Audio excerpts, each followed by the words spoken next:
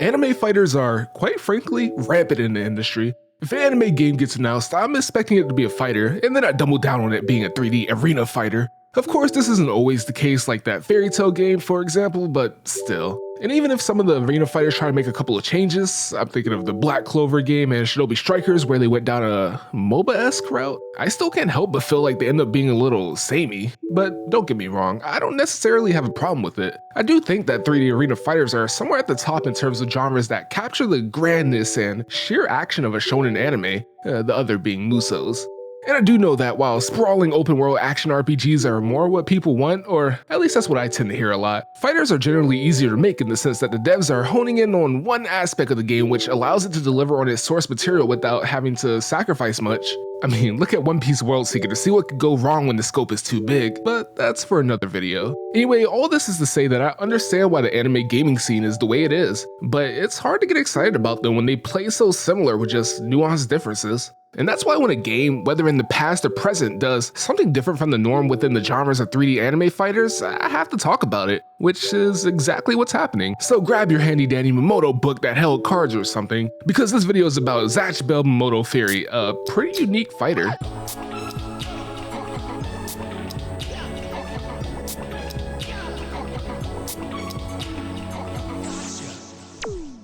So I feel like I don't need to tell you about Zatch Bell, but I realize it's kind of old now and not as remembered unless you have nostalgia about seeing it on Adult Swim or something. It's probably on the same level as Hamtaro in that regard. By the by, look out for a video about the Hamtaro video games one day, hint hint. Anyway, Zatch Bell in a nutshell is about a boy named Kyo whose father sends him another kid named Zatch to live with him. Seeing as this is a shonen anime, Zatch is a creature called a Mamodo from another world. So like every 1,000 years, a bunch of Mamodos are sent to Earth to engage in what's essentially a battle royale. Each Mamodo has to find a human partner because the Mamodo's powers are locked in a spellbook which only humans can read, or at least that's how I remembered it. Anyway, in order to defeat another Mamodo, you have to burn the spellbook. Sure, you can have the absolute taste beaten out of you, but if you could burn that spellbook, that's all that matters. And if you end up being the last one standing, you get to be the king of the Mamodos. I don't know how that works, but you know. Of course there's a lot more to it, but that's the gist of it. And you might be wondering how much of the story is in the game, and it's complicated. It goes all the way to the end of the anime, which is still a lot of chapters behind the manga. By the way, I'm not complaining about the ending, it's fine, but I will complain about how little it shows of the story. It basically gives you the cliff notes, which serve as more of a refresher than anything. They just throw characters at you like you already know them, and it's supposed to be cool because you just want to get to the next fight, I guess. It's kind of like mobile game adaptations in that way. Though, I do like how the cutscenes are presented and everything is voiced by the English voice actors, so that's cool. Well, I'm pretty sure they've ripped some of it from the anime. There are parts where you can kind of hear static or something, but still. There are 40 missions, so there's a lot to go through, but the last levels are only playable if you played the story on hard, which I had to pass on. I'll talk about it later. Alright, so I know you want to hear about the gameplay since I was touting it as unique, but there's a reason I need to explain all this. Knowing the context of the show helps make sense of the combat, and there is a clear imprint from the show on the mechanics in this game. Frankly, regardless of how it was executed, this is a game that I feel almost perfectly captures the fighting from the show. I say almost perfectly because they didn't put in a book burning mechanic that would have ended the match there. They did do something with the idea of the spellbook being the be-all end-all, but the game didn't go far enough in my opinion, and I'll explain that along with the gameplay now.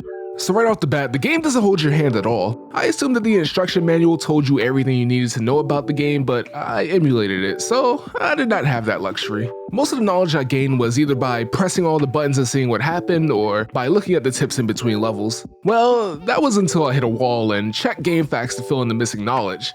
Shout out GameFAQs. Okay, the first thing you should know is that you can switch between the human caster and the Mamodo. Let's start with the caster first because that's what I ended up using the most, and even still the controls are essentially the same with some nuanced differences, which you'll see when I get to the Mamodo stuff. Also, I'm using the PS2 controls because that's what I played on. Okay, so your main button is square, which is your casting spell button. Your spellbook contains multiple spells to cast, and to cast those different ones, you have to hold square until you reach the level of your choosing. The timing isn't necessarily strict per se, but it isn't that forgiving either, if that makes sense. If you let it go a frame early or late, it'll cast exactly where you have it, so you really don't want to mess up the timing. I've lost fights because I accidentally casted Zatch's level 3 instead of his 4. Also, tapping square does your level 1 spell, which you do end up using a lot for that reason. It's easy. This is doubly so in the story if you max out spell damage or luck early, though there are some conditions to keep in mind when casting that add some layers of strategies. You have to have your spellbook, obviously, and the spells shoot from wherever the Mamodo is. Granted, they do follow you, but if you disjoint the Mamodo, you can get some sick angles. And your Mamodo defaults to attacking the other Mamodo unless you're in lock-on mode. The CPU cheats in the sense that they kind of know where you are, but you can mess them up like this. But against actual people, it can absolutely blindside them. To be fair, that might be partly because of the camera, but still. To put it simply, the camera sucks. The camera does everything in its power to make sure you have your eye on the enemy Mamodo. It will drag you kicking and screaming back to the Mamodo if you try to manually move the camera, so you never see what the world outside of the Mamodo looks like. This is especially heinous if you're specifically aiming for the caster. Lock-on mode is there, but it's more of a band-aid than anything because A, if you leave it, it goes back to focusing on the Mamodo, and B, you have to stay in it to hit anything else, and all that does is leave you very open to enemy attacks. Thankfully, you can change the camera to two other options. The first of the two I never use because it's so close up to you, even if it does give you free reign. I ended up getting hit way more than I should have, so I just skipped over it. The second camera is basically the other camera but zoomed out, which basically makes it perfect. I can freely move the camera and it's not karate chopping me in the eyeballs. The only thing is that you have to keep actively moving the camera, and if you lose track of the enemy, you're spinning around the camera until you find them, which can be dizzying, and I really wish the sensitivity was higher. And I did realize later on though that I should just tap lock on and it'll lock on to the enemy, so probably do that. Next up, try and go cast your defensive spells so you don't have to hold square to cast it. In my opinion, the defensive spell is very niche when you have the best defensive option known to man, dodging. The only time I used it a lot was during the protect the blank person mission, and in those missions I already want to bash my head in, so maybe I'm just not thinking straight. So dashing is done by pressing R1, and it's great, except that you can't move for a little bit after using it, which does make it slower than just running if you're trying to get to a specific place or are chasing after the enemy. I guess you could get baited into using it and punishing it with a spell, but there's only one situation I can see someone getting baited in. What makes the dash great though is that it gives you a good amount of iframes, so if you were good enough, you would never get hit. The worst part is that sometimes your Mamodo doesn't dash with you, so they get hit with a face full of hot, white energy. Extremely annoying, and I don't want to talk about it anymore. Anyway, that's why spells and attacks have a lot of startup and ending lag, so that if the dasher decides to attack and you're close enough, you can retaliate before they dash again. Unless you're the CPU near the end of the story, they dodge almost everything, and it's so frustrating to see none of my moves connect. It makes you have to find different ways to get in, aka run at them with your Mamodo, and it can be particular about when the iframes come out, so if you're close, it's hard to get out of the way. Usually I just take it and keep going on. That unearned confidence is mainly because if you get knocked down, you become invincible for an annoyingly long amount of time, so there's no chance of getting stun locked or something unless you do the caster attack spam. To attack with your caster, which is just a punch or kick or some variation, it's circle. This is a great tool and also awful at the same time. It's awful because when you use it, you stop in place and do it. So even if you're running up to someone to use it, you're more than likely going to miss because the hitbox is also wonky. And good luck if they're actively moving away from you. Plus it has a lot of lag after you finish, so you might as well say your prayers because you will get hit. Also, if you do hit the caster and not the Mamodo, they'll hit back. To help with this though, your Mamodo occasionally helps out with a physical move of their own, and theirs is much better. So punches do sound bad, and they are, but it doesn't cause knockdown until like 5 punches in. This means you can repeatedly punch them, knock their book out, and keep going. I once locked a guy in between a rock and a hard place and kept them there by hitting them. Now that I think about it, they could have switched to the Mamodo, but they didn't for whatever reason. They must have panicked or something. There's also X for jumping, L1 is to lock on, and R2 is to switch to your Mamodo. Now that the controls for the casters are done, it's time to look at when you control the Mamodos. So first off, when you switch to your Mamodo, the caster becomes a sitting duck in all ways but literal. And even then, they're already halfway there. You can and will get rocked if the opponent makes their way to you, so it's always a gamble. So why do it, you might be asking? Well, the primary reason is because to use a spell, you need energy, or the very shonen name, the power within. And when you run out of it, it takes until the heat death of the universe to finally refill it if you're controlling the caster. Switching to the Mamodo speeds the recovery up tremendously, so even if you don't do prolonged switches, it's still worth it to switching it out when you're running out of the power within. Of course, an added layer of strategy comes into play when you take in the environment. If you want to mess around as the Mamodo, hiding the caster behind unbreakable structures is the way to go.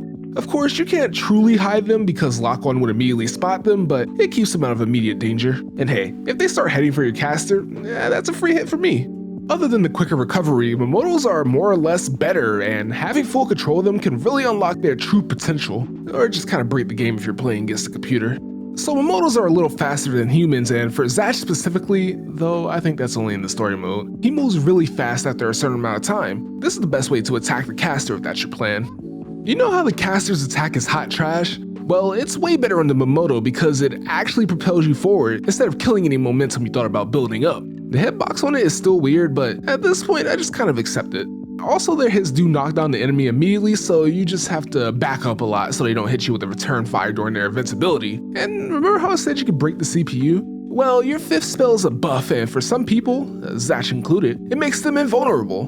What you end up with is your caster tucked away in their own pocket of sunshine while your Mamodo wails on the enemy while they fruitlessly try to attack you. It's also the only reason I was able to beat some of the later levels. In terms of spells, it's the same idea. Hold square depending on what spells you want to cast, or triangle for a defensive spell. The biggest difference is that you stop in place, call your caster, and they cast a spell for you. You don't want to be near the enemy while doing this because you're as wide open as your sitting buddy. Also, and the bigger issue for me, is casting spells when you're the Mamodo has you aim it instead of them just locking on. It does give you more control, but whenever I used the beam spell, I had problems hitting it. In fact, I think I only hit a spell once in this way during my playtime. Usually I just switch back for those moves or just use the non-skill shot spells.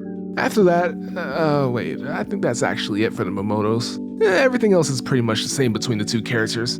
Cool? Cool. Wait, hold on. There's one more thing that confuses me to this day. I noticed that some of the CPUs would guard my attacks at times, and in the level up screen, one of the attributes mentions guarding when their health is low or something. I never figured out what that meant, and I don't even think the GameFAQs walkthrough I looked at mentioned it, so I'm just throwing that out there. Now that all that's done, I should probably explain the Spellbook's mechanics a little. Once again, shout out to GameFAQs for this knowledge. Obviously the Spellbook is needed to cast spells, I said that. So when you knock the book out of the caster's hands, that's merely an inconvenience. You can push it away and stuff, but that's for extremely niche situations. Protection missions. The real heinous aspect of it is when it comes to your super moves. As far as I know, you charge your super move by using spells, and eventually you'll get an S after some undisclosed time. The super move is unblockable and unmissable, and does damage based on how many buttons you press, kinda like how ultimates work in Naruto Ultimate Ninja. It is the best move and should be used immediately. But if you lose your spellbook before you can use your super move, guess what, buddy? The whole progress to the super move is reset. It can be devastating and almost forces you to care about what happens to the caster. I like it a lot because it makes you think more about the placement of your caster when moving away from them, as well as making you think twice about getting in close. And hey, that evokes the feeling of the show somewhat. The casters aren't powerful monsters, there are consequences tied to them getting hurt. And with that, I'm pretty sure I've exhaustingly broken down all the mechanics in this game. So what's actually in the game? There's a really short story mode that goes through the anime. It's strung together by different missions varying between defeat the enemy, protecting the objective, or some other thing you have to do. You see it on the screen, there's not much to talk about. But I will say that the protect missions could go die in a ditch. The timer is way too long and it just ends up being punching the spellbook out of the caster over and over and over and over and over and over. Also, the later missions get really annoying because there are a lot of things that can straight up one or two shot you, and whoopsie, guess you gotta do the whole level again. And just saying, this was all on normal difficulty. There's bonus levels to be played through on hard that go further into the story, but I could not do it. I'm too scrubby for that, and I think I would have hated the game a lot more if I played on hard from the start, or at all for that matter. There are like 4 minigames which suck, but I guess you could play it with friends, and there's a gallery to look at some of your unlockables, a lot of them being tied to what rank you get in story mode. Truth be told, the game is pretty bare bones, and past the combat, which itself is a little bare bones, there's not a lot to talk about in this game.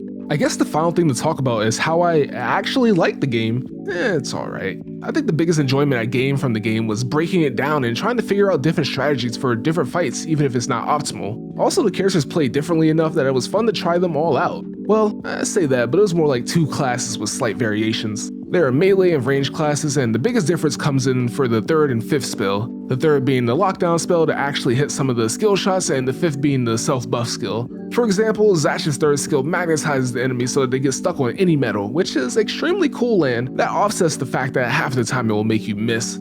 Still in the range class, Brago's 3rd spell creates a field that makes people slower in it. In a sense, there's theoretically a character for everyone, depending on what they want.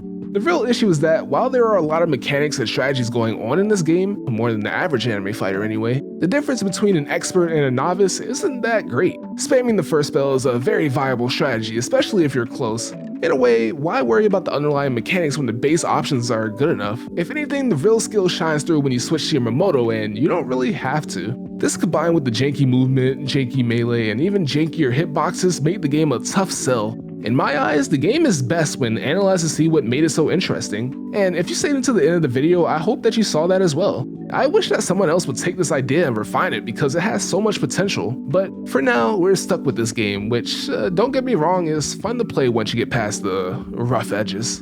Thank you so much for watching. I felt like this was a lot, especially for this game, but I just kept running into more things I had to talk about. What did you think of the video? Make sure to leave a like if you enjoyed it, and subscribe if you haven't already, and you want to see more of our content. Also, are there any other anime fighters you feel have their own interesting take on the genre? Let me know in the comments, I read all of them. But before you start singing about Fulgore, have a good day.